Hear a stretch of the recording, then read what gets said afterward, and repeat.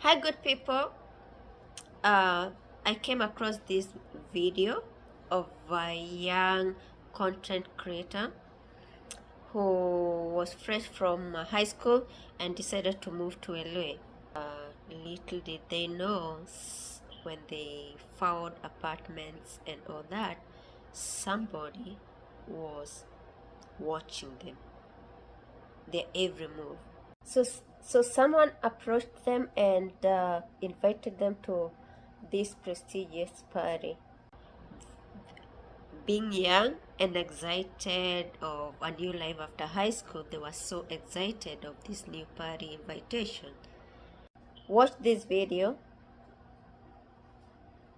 So this story is the reason I stopped making content for 5 years. You guys remember when all those Vine stars and skit Instagrammers moved to LA in like 2015-ish? So I wasn't a huge creator at the time, but I was there and around it all as all of that stuff was happening. I moved from Chicago to LA 3 weeks after high school with like $2,000 in my pocket that I saved up working at Steak and Shake. With this other aspiring creator named David, I happened to get a spot at the now notorious 1600 Vine apartments. And David got a spot a little bit closer to USC. Everyone was collaborating with everyone, and it was the era of clickbait YouTube. And to be honest, it was extremely fun for the first few months, until Hollywood started to notice that influencers were the next big thing, and that the landscape of the industry was changing. And we started to get invited to more exclusive parties and events, where it seemed as if old Hollywood was almost grooming new Hollywood. And there was rumors of this one gathering that was happening on a monthly basis, where it seemed like anybody that got invited saw a massive jump in their numbers, secured huge brand deals right after attending. But apparently this gathering worked on a buddy system. Someone had to vouch for you and bring you as a guest. And by blind luck, me and David ended up getting invited. Some talent agents saw me and David shoot a silly skit at a random party. He didn't invite us that second, he just told us that he saw something special in us and took our contact information. And listen, people do that all the time in LA, but this guy had a different feel to him. He wasn't trying to convince us he had connections or hype himself up like everybody else does. He was just super calm and had a sharp way of speaking that demanded respect. He was extremely brief, and after getting our numbers, he just said, "Look out for the invite," and walked away. And this is where it gets weird. I never gave this guy my address, I only gave him my number. But I ended up getting an invitation by letter. And at the time, I thought that that was so cool. But in retrospect, as an adult looking back at it, that alone was a huge violation of privacy and a major red flag. But at the time, when I tell you I was absolutely buzzing with excitement. When I got it, the letter was so extravagant and detailed. It was gold with black and red lettering that read something like, "Your talents have been noted, your name has been endorsed, and I'll never forget this part. The dreams you've been chasing are a night away through the seventh heaven." And the address was a beautiful home in Laurel Canyon that was set to happen that weekend. It also noted to not be a minute late and not to expect to leave before midnight. And at the time, it felt like the Willy Wonka golden ticket. And the excitement doubled when I got a text from David at the same time, in all caps saying, "Did you get one too?" I felt like our lives were about to change. And I was right. David blew up after this party, and I had to go into hiding. I felt like our lives were about to change. And I was right. David blew up after this party, and I had to go into hiding. When I tell you I was on cloud 9 leading up to that party, I mean it. I was so young and naive and delusionally optimistic. I truly believed that I was going to go to this party and leave rich, because it literally seemed like that was happening to the creators around me that attended. I was hyped. I've never been a braggy person, but when you're young and excited, you get consumed by good news and want to talk to your friends and peers about it. So everybody that I chatted with who I knew was a content creator and was in the know about this party, I couldn't help but to tell them. And all the feedback was positive and along the lines of, "Let me know how it goes," or "Can you try to get me into the next one?" And even some from bigger creators saying, "I'll see you there," with like a little smirk on their face, like they were pumped for me. Except for one conversation with a creator that most of you probably know. This creator is an extremely positive guy, and he's one of the most wholesome, bubbly, genuine guys I met out there. And when I told him the good news, he looked at me like I told him a tsunami was headed towards the building. The usual joy that this man brought to every conversation turned into real fear and concern, and he made me leave the lobby and come up to his apartment before explaining anything to me. Like he was scared that somebody was going to overhear our conversation. When we got up to his apartment, he was just pacing, like he had no idea how to start this conversation. But when he finally spoke up, all he said was, "Listen, Doug, I know you're excited, but I'm begging you, please do not go. That man is not who you think he is." He was being so frantic, and I could see tears welling up in this guy's eyes. But I was young, and I thought that I knew everything. I didn't even think the talent agent that sent us the invite was important. I was interested in the connections, and I didn't really care if the talent agent was shady, or if his intention was to sign me to a bad deal. I thought I'd just say no to any bad contract that he tried to send me, but still get to reap all the benefits of the party. So I tried to pry a little bit and ask follow-up questions, but all he gave me was, "I have a friend who went, and he hasn't been the same since he didn't cooperate. I don't know what he saw or what they did to him, but Doug, I do not want to see that happen to you." I start reassuring him that they won't make me do anything that I don't want to do. I don't even drink, let alone take any party favors. So peer pressure isn't much of an issue for me. I make up a lie to get out of the situation because, to be honest, I selfishly wanted to stay excited about this party, and I really didn't want to hear anything negative about it. So I jokingly told him that I'd text him when I got home and that I had to leave to edit some videos tonight. What I was really doing was calling my dad to beg him for $100 to buy a rental suit. Mind you, we were all still poor, and I was living in an apartment that I could barely afford. My dad reluctantly sent me the money, and I immediately texted David to pick me up tomorrow at 5 p.m. so we could both get our suits before the party and grab food before we head to the party at 11. When David picked me up the next day, he was so excited and in such a great mood that I had to hide my concerns from him, at least while we were shopping for the rental suits. I had to manufacture excitement because David always has his camera out, and I wouldn't just be spoiling the mood, I would be ruining the content that he was trying to record. So I went along with it throughout the shopping process. Our plan was to drop his car off at my apartment, walk to the In-N-Out Burger on Sunset Boulevard, eat, and then change into our suits in the bathroom and hop into the Uber, so we didn't smell like burgers. When we finally sat down to eat, I took that opportunity to bring up the warning that my friend gave me the day before in his apartment. I told him everything that he said to me and how scared he looked when he said it, and that I was feeling a little bit worried about going to this party. David cut me off before I even got to finish my sentence and firmly said we're going, and then went on a rant about how my friend is a jealous clout chaser and that he's just salty that his content isn't good enough and would never be invited to something like this. He said it in a half serious, half joking tone like he always does when he wants to get his way. Then he finished off by guilting me and saying, "Doug, don't ruin this opportunity for us. Please just get through this party for me." I'd never heard anybody talk about my friend that way, but I'd known David for so much longer, so I trusted his judgment. So I nodded my head and called the Uber. We changed in the bathrooms and hopped into the Uber, and David starts recording again, so I have to pretend to be excited again. But once we got off the side streets and started driving up Laurel Canyon, I started getting anxious and internally panicking. If you're not familiar with Laurel Canyon, it's filled with beautiful homes, but at night it's extremely dark and borderline freaky, especially when you consider all the history with the Manson murders in that area. Part of me feels like we're dropping ourselves off into a setup, but once we arrive, all of my worries get washed away. We pull into the driveway and this house is beautiful and extravagant,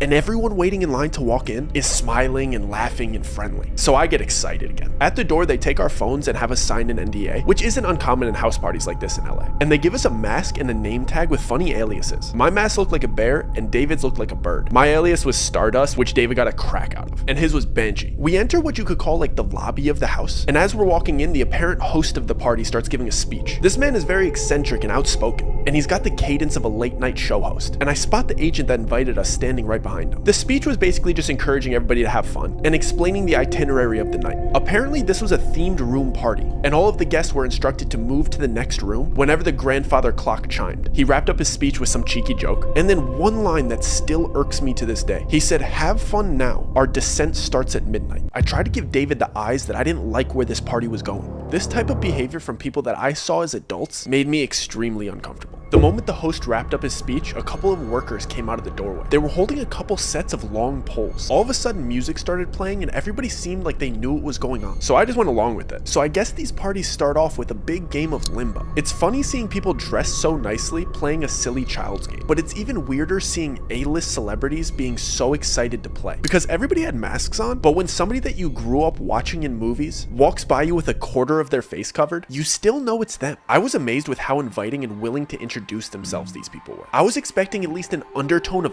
uppityness in there, but it seemed like everybody was involving everybody in conversation, and they were frequently introducing themselves to me with their alias, of course. The only thing weird about it was something that I didn't notice until the third person did it. When they shook my hand, they pressed their thumb into the soft part between my thumb and my pointer finger, and I only recognized the pattern because the third guy gave me a big smile and said, "This must be your first time here." In retrospect, this should have alarmed me, but it seemed like they got friendlier when they realized that it was my first time here, so I didn't really think anything of it. But before I got to ask any follow-up questions about this odd handshake, the first grandfather clock chime went off, and everybody excitedly rushed into the second room. When I finally got in there, I was taken aback by the dramatic decor change. Everything in this room was different shades of blue. The music was romantic, and all the furniture was cabana beds and love seats. I stood there for a second trying to realize what was different, but I couldn't put my finger on it until some girl walked by and caressed my shoulder in a really flirty manner. The decor changed, but the way everybody was acting was drastically different. Before, everybody seemed to be outgoing and inviting and friendly, but the second they stepped foot into this room, they became touchy, flirty, and suggestive. I was only 19 at the time, so this type of behavior from people that I saw as adults made me extremely uncomfortable. especially when I saw that the cabana beds had curtains that you could close for privacy. And I realized that these people weren't just being suggestive, they meant it. I tried to give David the eyes that I didn't like where this party was going, but he seemed to be really enjoying the female attention, so I was on my own. I basically stayed in perpetual motion and walked laps until the next chime went off, so I didn't have to sit next to anybody for too long and let them get too comfortable. The clock finally went off and everybody rushed to the next room immediately. The weirdest part was the people that were in the private sections didn't even bother redressing except for the mask. I was in no rush to get to the next room, but I could see into it over the crowd of everybody's head. The walls were bright orange, but the smells that were wafting in from that room were amazing. And when I finally got in there, it was like the Hogwarts feast. It was table after table of the most delicious spreads I've ever seen. There was full tables for seafood, full tables for meats, full tables of sushi, and an entire wall of spirits. I almost started enjoying myself again, until I saw the way these people were treating this food. They were disrespectfully biting chunks out of delicious prime rib roasts. They were just shoving copious amounts of high-grade sashimi into their mouths and eating caviar like it was cereal. The way that they were just grabbing with their hands and just spitting out things that they didn't like onto the floor ruined my appetite. At this point, I wanted nothing to do with these people. So I went up to the only familiar face in the room. The agent that invited me was the only other person not eating. So I approached him and lifted up my mask, so he'd recognize me considering we'd only met one time. Before I even got out my greeting or got my mask halfway off my face, he abruptly pressed my mask back into place and sharply said, "Mask stay on till the 6th room." He did it in a way that seemed like I was embarrassing him for not knowing the rules. So to ease the tension, I jokingly replied, "So we're only halfway there, huh?" He didn't laugh or make eye contact. He just dismissively replied, "I encourage you to engage in the festivities. A slow drip is better than a flood." He started to walk towards the door as the clock chimed for the next room, like he knew it was about to go off. I didn't like that interaction at all. He's the one that invited me here, and he seemed to have no interest in talking to me. I just kept going over what he said the entire time while we were in the next room. This room was yellow and basically just a casino. I wanted to talk to David privately and let him know that I wanted to leave, but he seemed to just be caught up in the momentum of the party. Plus, there was a roulette table in the room, and David's freakishly good at roulette. So at this point, the winning streak that he's building is the center point of the party. I can't fully focus on what the agent said to me because I have to pretend to be excited about David's winning streak in a fake casino where you're not actually winning money. And like clockwork, the chime goes off. The entire party starts rushing to the next room again, and the vibe changes dramatically. I'm the last person to walk into the bright red room. This room didn't seem to have a specific activity like the others. It was just empty and bright red, and everybody was whispering to each other. For a split second, I thought it might be a big game of telephone or something silly like that, but as I started walking through and brushing shoulders with these people and hearing what they were saying to each other, I started questioning everything. The same people that I saw laughing and celebrating and eating together were whispering the most heinous, offensive comments directly to each other. I mean things that you wouldn't even say behind your friend's back, they were saying it to their face. I'm talking friendship-ending secrets and personal opinions about each other laced with envy and jealousy. I hurried to a quiet corner because I was sick of hearing everybody's dirty laundry after walking around for a minute and a half. And it all clicked. I knew exactly what this party was. I see the host ask the first person in line a question before having them repeat something that he said. When I tell you I am done with this party, I'm absolutely not doing that. All the dots start connecting in my head while everybody's being horrible to each other around me. I'm trying to recap the whole night and remember the order of each room to solidify my suspicions, but the chime for the next room goes off. This time, everybody gets eerily quiet and calm, like they got all of their venom out. The host of the party announces for all of the newcomers to come to the front. All of the attendees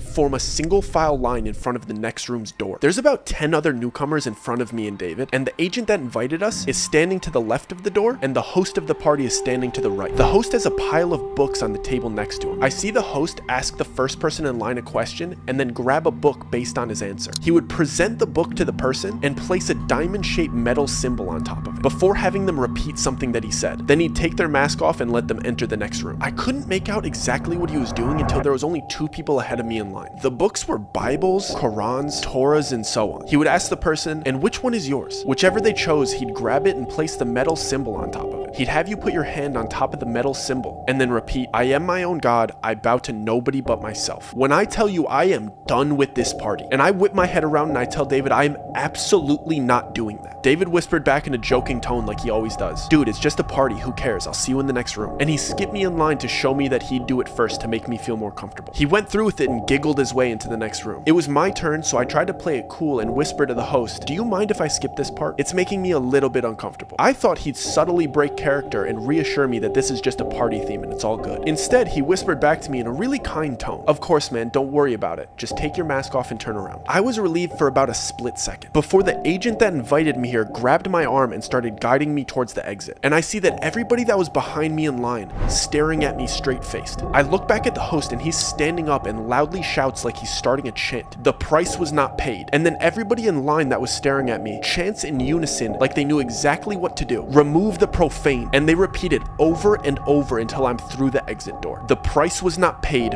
Remove the profane. The price was not paid. Remove the profane. So the agent just walks me to the closest door. He doesn't even walk me to the front of the party and out the front door. He just puts me out into the backyard. It's 4 a.m. My friend's still inside. I don't have my phone. So I decide to walk around the right side of the house because that's where all of the party attendees were kind of headed. Let me see if I could peek in and maybe flag down David to let him know I got kicked out. And there's some windows to the next room. But of course these windows are like big church stained glass windows. And you can't really see through stained glass windows like the colored ones. But if you go really, really close and you look through the white parts, you could kind of see clearly what is on the inside. And this room is like a bizarre church replica without all of the seating. It's just a big church-like room. And all of the people that were in there had their masks off. And it was like a big circle and almost looked like an initiation. And all of these celebrities are standing around in a circle around the other 9 new people. It was 10 excluding me. And there was big TV grade cameras recording, and it looked like the group of celebrities and everybody else that was there was kind of cheering them on, but then there was clearly people in there that were much more serious and kind of threatening. And the 10 new people were in the middle of this room being forced to do horrible things that I wish I could unsee. And the new people clearly didn't want to do these things. They were being forced to do these things. And they were clearly recording it. And I see my friend being forced to do these horrible things in front of these people and in front of these cameras. I just start panicking. I don't know what to do. So in my head, I'm like, I just need to get out of here. So I start speed walking to the front of the house. And I'm thinking I need to get out of this gate. There's only one street. We're on Laurel Canyon. So it's either I go left and start running towards Studio City, or I go right and start running towards West Hollywood. I'm not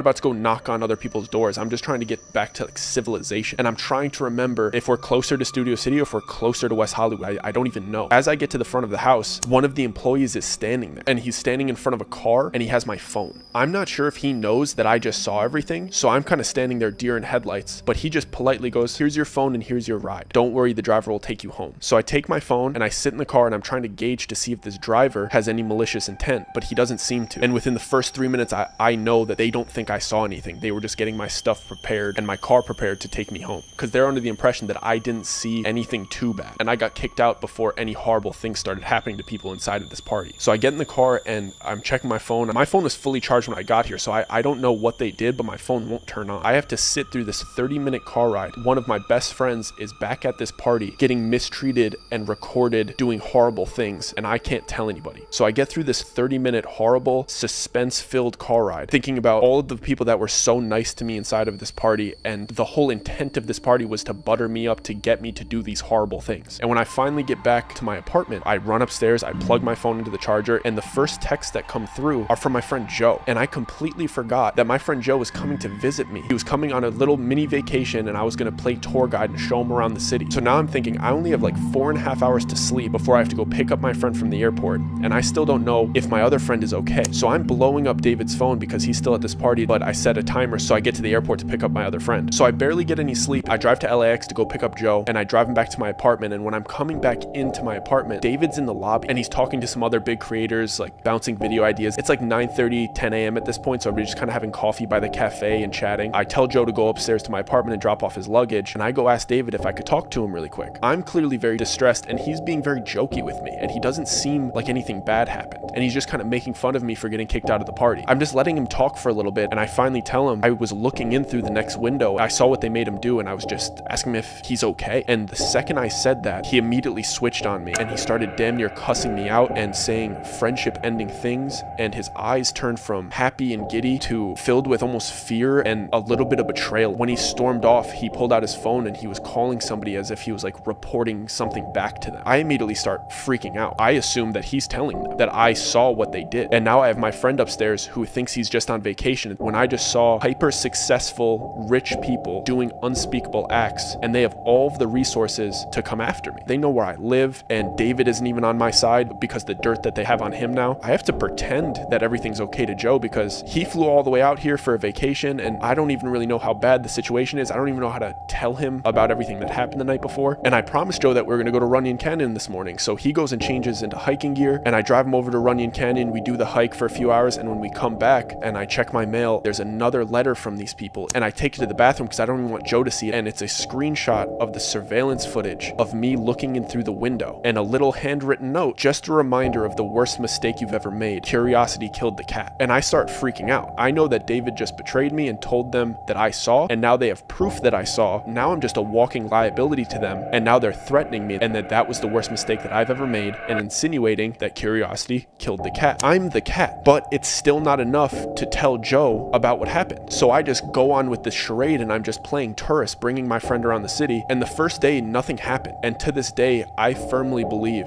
that the only reason they didn't do anything to me is because Joe was there with me that whole week, and he had just finished the police academy, and he was officially a police officer. So I think me being with him is the only thing that kept me safe, because they weren't willing to do anything to a police officer. And I knew for sure they were keeping an eye on me the next day, because Joe asked me the night before if I had half and half for our coffees the next morning, and I didn't have any half and half, and he just jokingly said, "Who has coffee and doesn't have half and half?" It was a conversation in passing, it was a joke, and the next morning we woke up and there was a full half and half in my fridge. And the only reason I noticed that is because Joe said, "Thanks for running out early and grabbing half and half. You didn't have to do that." I was kidding. I didn't go and grab that half and half. I knew that somebody was not only listening, but entered my apartment that night while we were sleeping. So people, I hope you watched the video from beginning to end. Let me know what you think in the comment section. Remember to subscribe, like, and share. Thank you.